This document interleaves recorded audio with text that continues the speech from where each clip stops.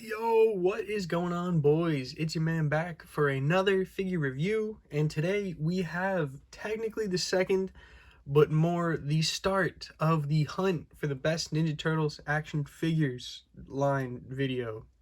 Now today we have the Super 7 Donatello, and this man right here, you can see this. One thing I want to get off the bat right away, big style, is I do not have an ounce of nostalgia for figures like this. Like back in the day, I wasn't even a Ninja Turtles fan at all. So like all the classic might have been Playmates. I don't know who originally made the original Ninja Turtle line that this is based off of, but I don't have any nostalgia for this guy.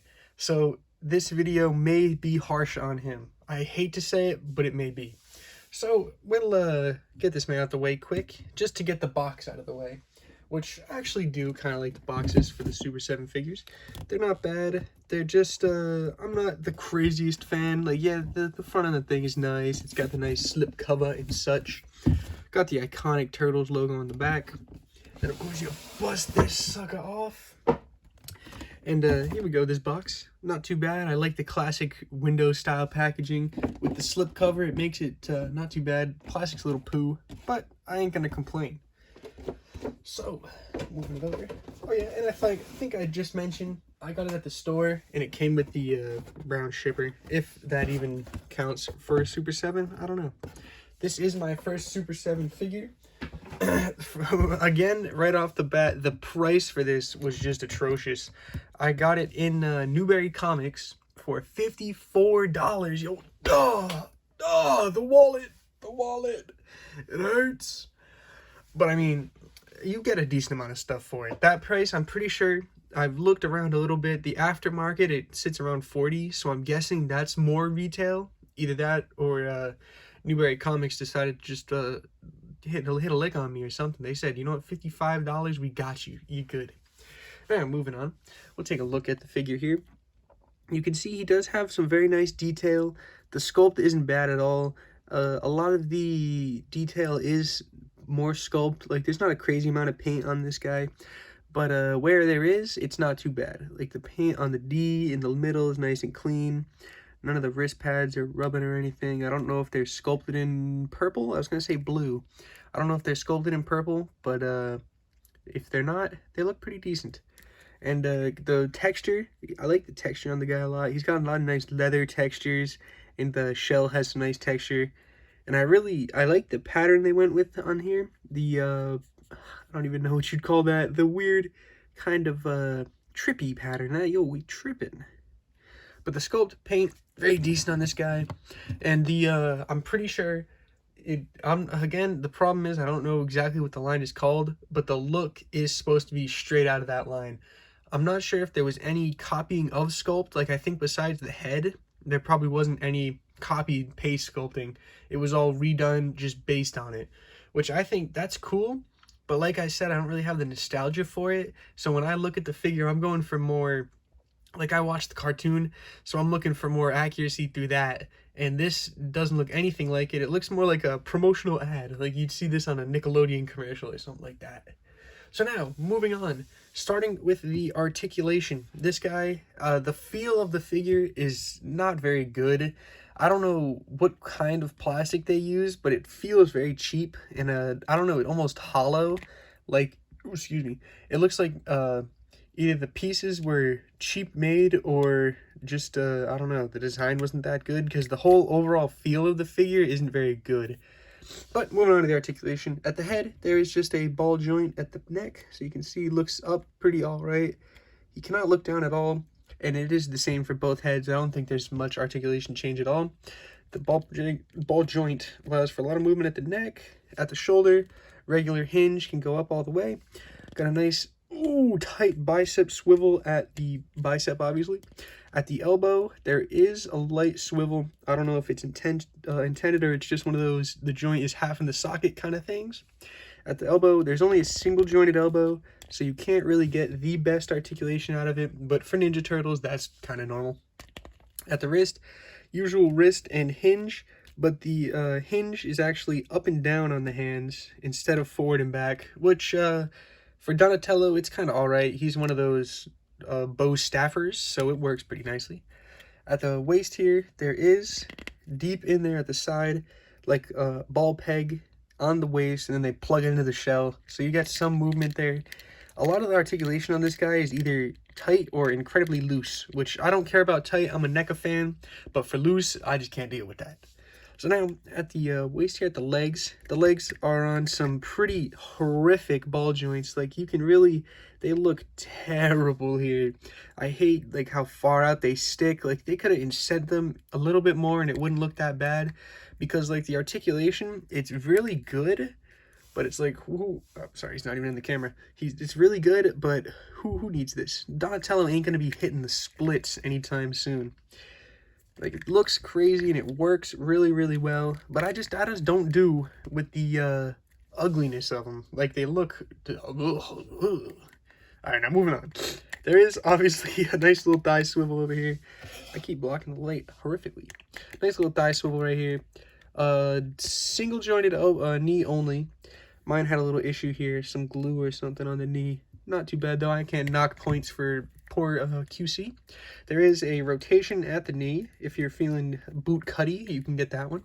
And at the feet here, they're on his gross toes. He's got some very good articulation for the feet, and you get that super pivot, so you can actually Glenn Webb style farthest squat with both feet flat on the floor.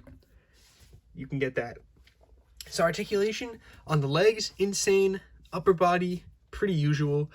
The only problem is, for the articulation to be insane like that, it gives up a little bit of look, which I guess if you're not a terrible, like if you're a Reveltech fan, you probably wouldn't mind that at all. But now, moving on from the articulation to the accessories. So, for if you're not a fan of this head, like I was, which I was not a fan of at all at first, but it grows on you a little bit. They have more of a, I guess you could say, generic, serious Donatello face. This one, the same thing, looks like it would have just been from a classic toy line. I think this is new, though. I don't think they took this sculpt from anywhere. And it is easy to pop the head off like usual. Hold up, pull it off screen. There's just the usual dumbbell peg in there for good head articulation. Then you just take it, line it up. Yeah. And I much prefer this look over the more toy line cartoony look. Now moving on for more hands.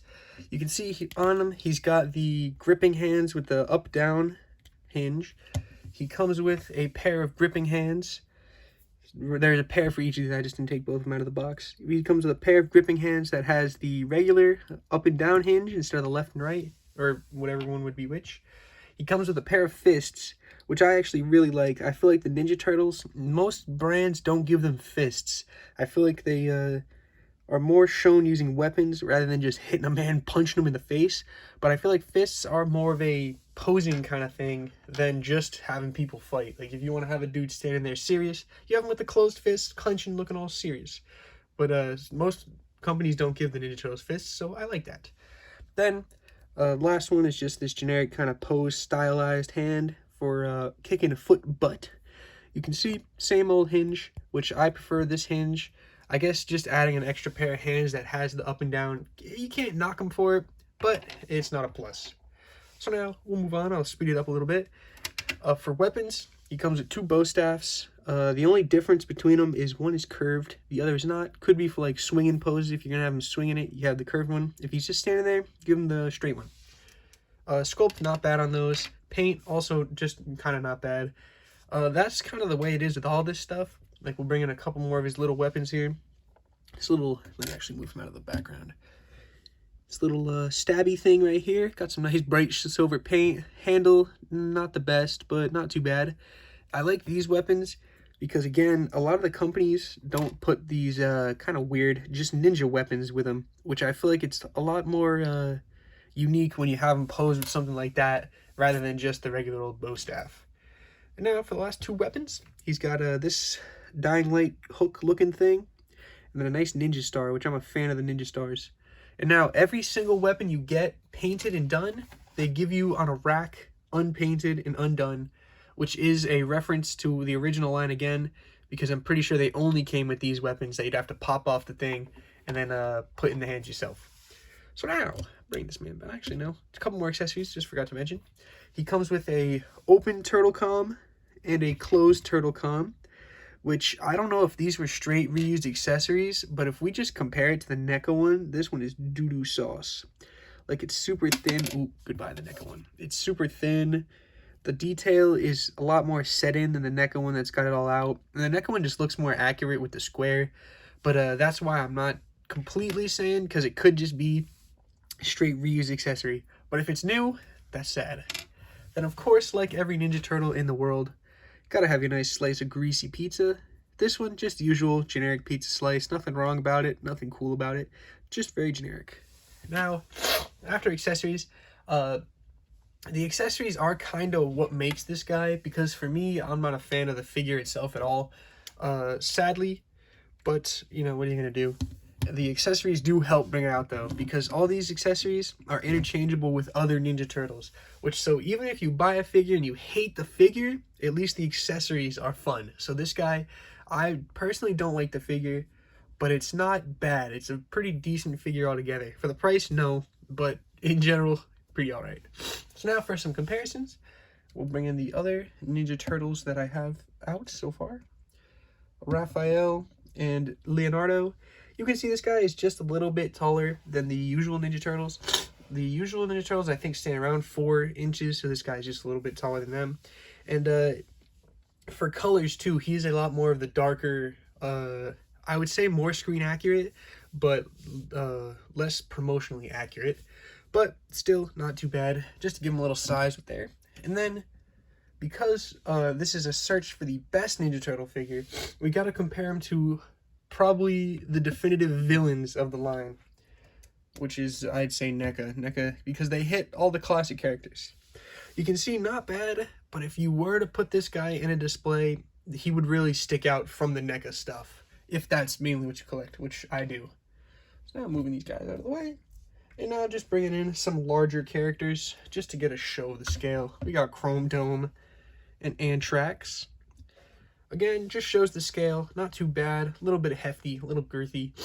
He has his own look, which I'm guessing if you're looking for this look, this would be definitely the line to go to, because I haven't seen any of the other figures have this look. I guess the more design, like the style of the figure, which I don't mind, not too bad. It's more, I'd say, nostalgia bait for the people that collected these toys back in the day. It'll be like, yo, I remember that, but now it doesn't suck, let's go. So, not too bad. That's about all I've got for right now. This figure, as you can tell, I'm not the biggest fan of. Price is probably the main reason, because I think I overpaid by a lot, and that really sours the deal with him. Because for 40 bucks, I'd say this is a pretty good deal. You get a decent amount of stuff. The figure quality is pretty nice. The plastic is a little cheap. I would not say it's not the type of plastic that would break, though. It feels a little cruddy, but it's not anything you'd have to worry about. Like, if you're posing the figure, it's not going to break. It's not just going to fall apart in your hands. The quality is decent. And I just think I overpaid for it, and I'm not really the target demographic of people who used to have these toys. But that's it for now, guys. Personally, I do not think this is the best Ninja Turtles figure. Sewer searching, this guy can stay in the sewers. I'm done. This guy stays in the sewers. So thank you guys so much for watching. Give me your opinions on this guy down below. Let me know what you think about him. And I'll see you in the next one. Next review is going to be the Super 7, Michelangelo versus Bebop. So thank you guys for watching, and I'll see you then.